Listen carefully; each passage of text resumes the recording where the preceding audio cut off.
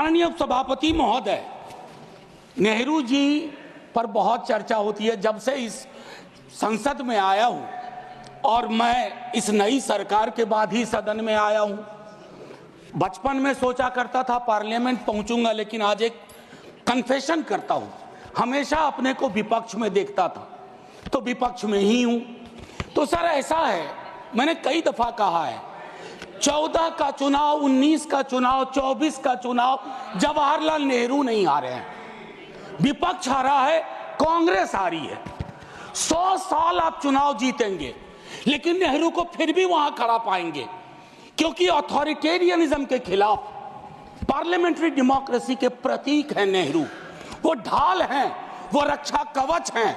और मैं आपको बताऊं, हमारे नड्डा साहब ने जेपी का उद्धृत किया और मुझे अच्छा लगा कि जयप्रकाश जी ने जब इंदिरा जी को, वो इंदू लिखा करते थे, जब चिट्ठियां लिखी ना इमरजेंसी के दौरान, तो नेहरू को इन्वोक किया। I am writing to you in the name of your father Jawaharlal Nehru. वो ऐसे व्यक्ति थे, जब उनकी आलोचना नहीं होती थी तो छद्म नाम से अपनी आलोचना स्वयं करते थे। तो मैं क्या कहूं, जयप्रकाश जी का कश्मीर पर जो नेहरू जी को चिट्ठी थी या इंदिरा जी को चिट्ठी थी, अगर वो चिट्ठी आज मनोज कुमार झा अपने नाम से कॉपी पेस्ट करके लिख दे, तो सर शाम तक मैं टेलीविजन डिबेट में विलेन बन जाऊंगा। मेरे पर यूएपीए लगे ना लगे, सांसद हूं शायद ना लगे, लेकिन बहुत तरह की तोहमत लगेगी। सर एक आवश्यक बात, हम महापुरुषों की जन्मतिथि पुण्यतिथि पर माल्यार्पण वाले दुनिया के नंबर 1 देश हैं। इतनी पुष्प वर्षा करते हैं जन्मतिथि और पुण्यतिथि पे, लेकिन सर वो तिथियां इस बात की भी होती है कि हम अपनी चुनौतियों को स्वीकार करें। अगर हम संविधान दिवस मना रहे हैं, क्या फ्रीडम के बारे में नहीं बात होनी चाहिए?